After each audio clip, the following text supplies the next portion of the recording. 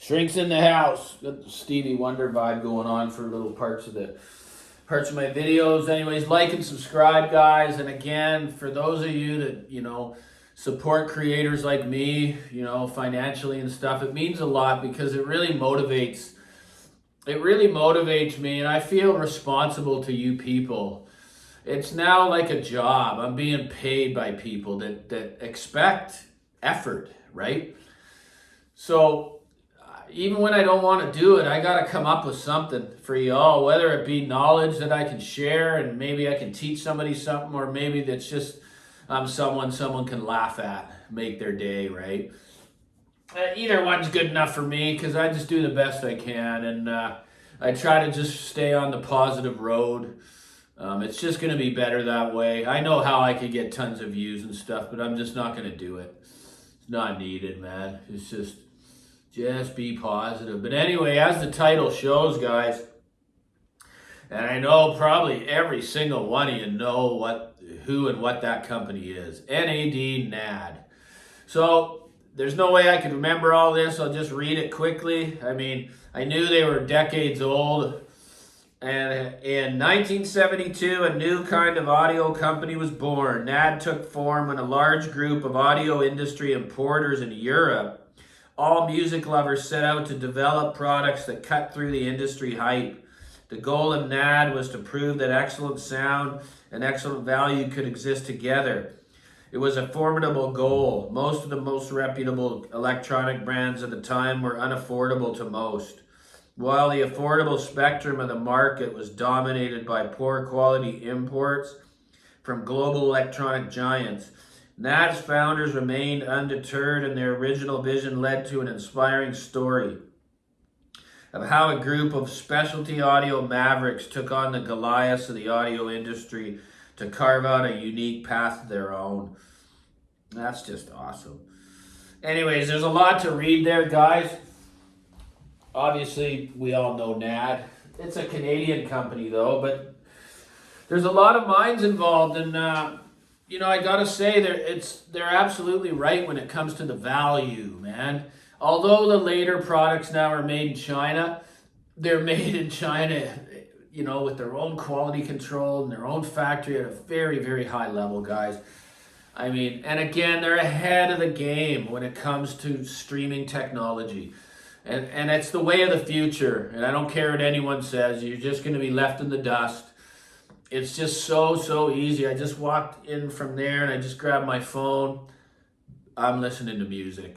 The unit's on 24/7. You can't beat it. Like the ease of use. They know what they're doing. They produce so many iconic products throughout the years. I want lots of you guys to share on the NAD that you have owned, right? So, I was going through a lot of different gear, and then I noticed, okay, I got these MDC streaming modules with the Bluos app. I gotta try one of these.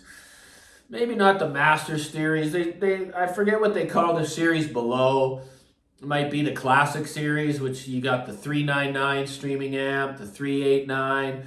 So they're using the Encore modules, which they're using to purify in the Masters. So I thought, heck, well, there's a 399 just came out on the market and there's one used. I'm going to grab it.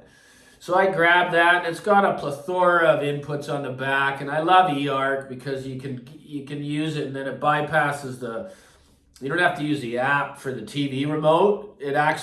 You can now use your TV remote with the volume. It's great, amongst other things. But that was a hell of a product. It was powerful enough to drive almost anything. It had like a very beautiful laid back presentation, yet powerful, refined. To be honest,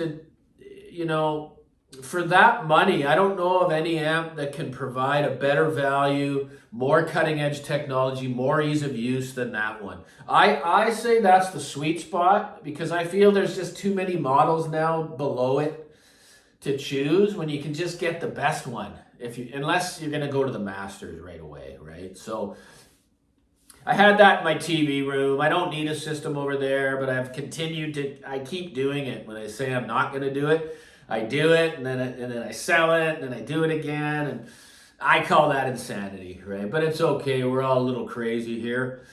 So after that, I had in my main rig, I had a couple systems going on there, and I had a custom built 2 preamp, which was just unbelievable, with a Cosmo stepped attenuator, which Cosmo, I think they're out of Poland or something like that. They're one of the best volume control builders in the world. And I had no idea. Like, volume control parts, guys, are very, very, they make a big influence on the sound.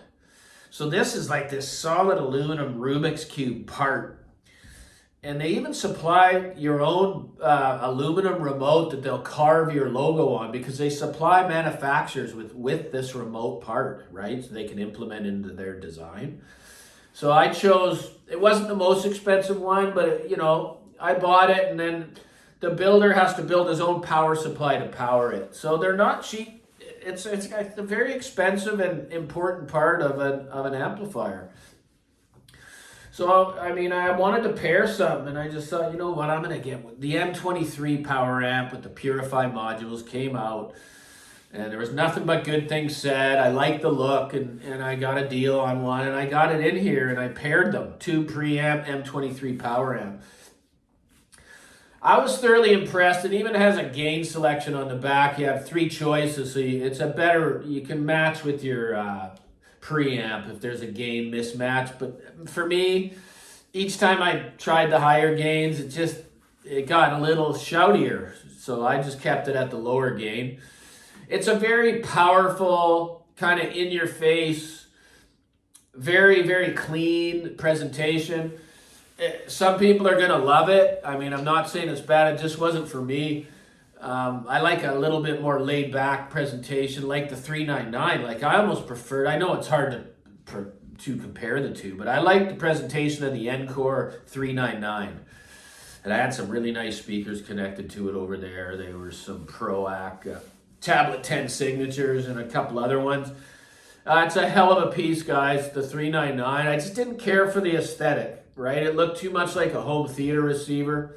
That's just me. I'm very fussy when it comes to that. But the performance and the value, I send people in that direction. If they want something in a box that can provide them all they need, even a really good phono stage, like not MC, but MM. Very, very good. I tested it. It's excellent. So, they've been continuing to refine and just, create these cutting edge technology pieces. When the little M10 came out, like, I've seen it. It's one of the most gorgeous, cutting edge, such a powerful device on what it can offer its user. And it's just this little beautifully built thing. You can't tell till you actually get one in your hands. It's just incredible. I don't know about the V2 and the V3. I don't believe they're going to offer much more, but at least they didn't raise the price, right? So, and what I'm getting to here is also they've adopted room correction, guys, and it can't be denied, man. I used to talk bad about it because I had a bad experience with one of the company's versions of it. That's it. But since I use D-Rack over in the living room there, and I've actually used it in this room as well, it's absolutely unbelievable. And I didn't even use the one you pay for. And I could hear not a little difference, a huge difference. And the beauty of it is you just go onto your Bluos app, and it gives you the choice to turn it off or on once you've set the filter and uploaded it. It automatically goes to, you have to do that through the D-Rack app. And then it just puts it right onto the Bluos app automatically. It's just, man, how can you not love it? Room correction, it's the thing of the future, guys. You're not at the mercy of the engineer. You can do little tweaks and do a remeasure. And also, rooms, I don't care. Everyone has room issues. And this helps solve that. It really does. And I don't know, to be honest, I've had better apps. Bluos, although it can do a lot of things, it's just a little too complicated when it comes to navigating music. I've had like the high-end streamers like the Arender with their Conductor app or the Lumen app or the Orlick app.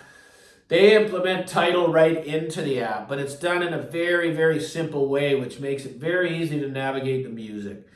It's not that way with Bluos, so I just choose the Tidal Connect option on the Bluos app, which is so simple, guys. I don't want to click any more than once or twice if I have to. You shouldn't have to, right? So, you know, it does the online updates, software updates, all the things that you need. It's NAD. I mean, amen to you. I think you're just one of the best, if not the best value audio company on the planet. It's just unapproachable by any other company. Like that NAD M23 is a serious amp. Like I mean, the build quality. People want to see parts and engineering. You lift the hood on that thing, and it's just like, oh my God, this looks like a Class AB amp. That real thick faceplate, the beautiful flat black. It's like a Lamborghini, man. So they're just going to continue to get better and just separate themselves from other companies that are so far behind when it comes to the technology. Streaming amplifiers, it's the way of the future, man. And I love it. I love my Bel Canto. And it allows me to bring just simple things in for people that are solutions rather than multiple boxes. It's just, I'm not into that anymore. Will I ever be? I can't say no, because I keep putting a foot in the mouth. Foot in the mouth there, guys. But anyways, Shrink loves you all. Like and subscribe. Be kind. Love your fellow man and woman. Child. Take care.